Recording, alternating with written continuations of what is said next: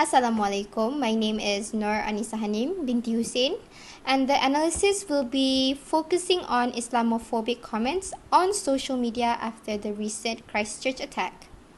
Before presenting our analysis, the background of the incident should be understood. So on March 15, 2019, a terrorist named Brenton Harrison had killed 51 Muslims during a Friday prayer in Al-Nur Mosque and Linwood Mosque, Christchurch, New Zealand. The terrorist, who is a suspected far-right supremacist, had posted a live stream video of him shooting on Facebook. However, before the shooting, he had a 74-page manifesto detailing his white supremacist worldview, which has been sent to the New Zealand Prime Minister's office via email. Based on Merriam-Webster, Islamophobia is an irrational fear of, aversion to, or the discrimination against Islam or people who practice Islam. In other words, it is the prejudice against Muslims and Islam, and also in some other cases, equating Muslims with terrorists. The objective of our analysis were to examine how the participants and their actions are being characterized by understanding the Islamophobic comments posted by them in their Twitter posts. As for our analysis question, we are to question how does the representation of the participants and the participants' action influence the text producer's discrimination towards Muslims. Hi, so I will continue explaining to you about the methodology that we use in our analysis. So I will explain to you how we chose our text. So we chose our text by collecting the texts that are posted on a similar social media platform, which is Twitter, and then the texts chosen were posted on the same year of the Christchurch attack incident, which is in the year 2019, and then the tweets were selected based on the common discussion, which is about the Christchurch attack that happened on March 15, 2019, and then we chose the text if the text evoke negative connotations of Muslim and also of Islam. For our analysis, we also use linguistic tools such as the characterization of the participants, like individualism, collectivism, anonymization, and we also use transitivity. And some of our analysis, we use a bit discourse tools to understand more about our text.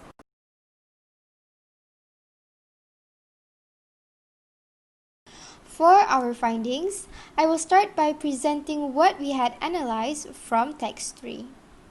From this text, how it alienates the Muslims is from the lexical choice of Islamic invaders.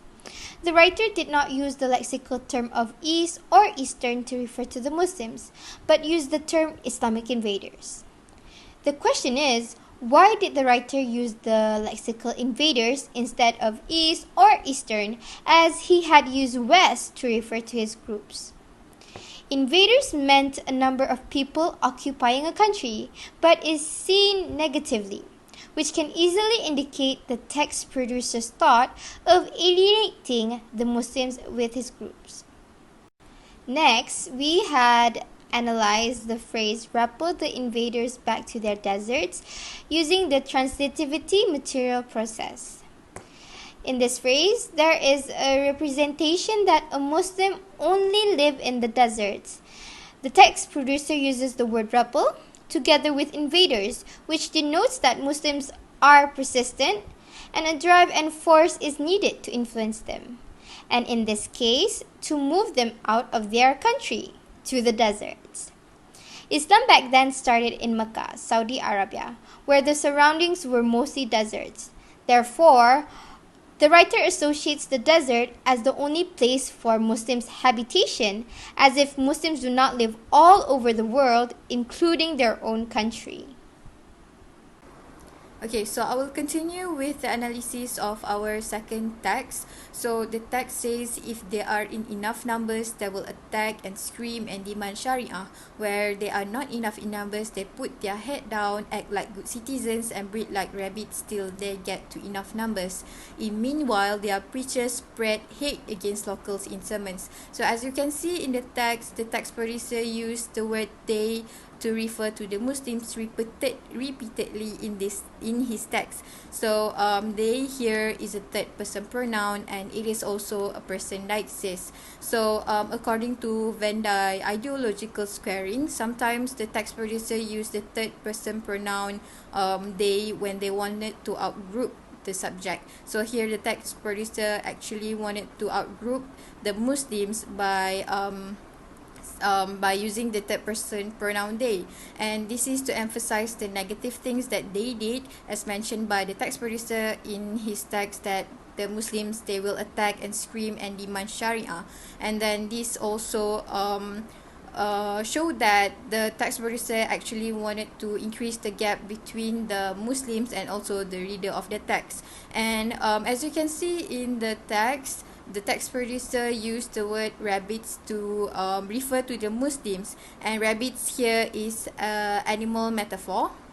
So the animal metaphor rabbits is used by the text producer to lower the status of the Muslims from human to animals, and this is actually to insult the Muslim by calling them rabbits, by indicating that they behave like animal. And then the text producer also used the word enough here. Enough here is a quantifier and indefinite pronoun. So when the text producer said enough numbers, he did not mention the exact amount of the number. So this is done to confuse the readers, and also again to increase the gap between the Muslims and also the text reader. And the use of the word enough here is done by the text producer to hide the important information that that is crucial in this text. So he did not mention the exact quantity of the number in his text, and this will lead to confusion for the reader. We also analyze how the text producer used verbs in his text. So as you can see, the text producer used verbs such as attack, scream, demand, put head down, act, and also breed in this text. So the verbs attack, scream, and demand is used by the text producer to indicate that Muslims are violent, because when the reader of the text see these verbs, they will know that the doer of the action is being aggressive. And then the text producer also used the verb put down and also act when he wanted to say that Muslims will only obey and they are only obedient if they are the minorities. And the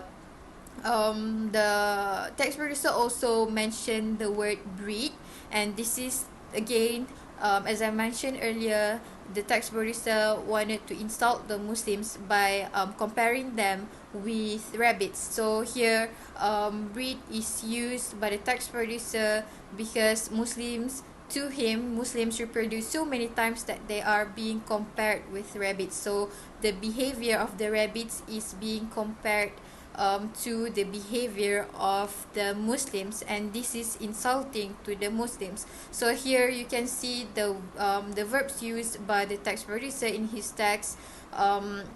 It is done to insult and also to alienate the Muslim when he compares them with rabbits, and when the text producer refer them as violent. For our discussion, we had discovered what had intrigued the text producer to have Islamophobic stance.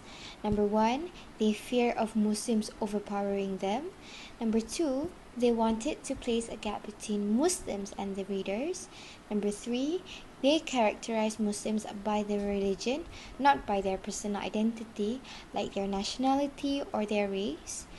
Number 4, they have negative impressions towards Islam. An example would be they perceive the religion as being very outdated. And the last one, they overgeneralize all Muslims are bad because of the Islamic extremists.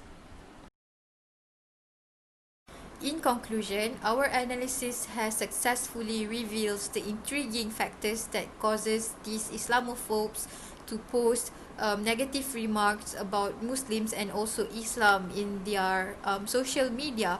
So the Twitter users are trying to spread their Islamophobic agenda by posting negative remarks about Muslims and their actions here. We can see that they did that because they wanted to alienate the Muslims. In their tweets, they are trying to increase the gap between Muslims and also the reader of the text. And the text producer here, we can see they misuse the freedom of speech by spreading hate and also spreading negative remarks about Muslim and Islam. So with that, I think that is all from us. Thank you.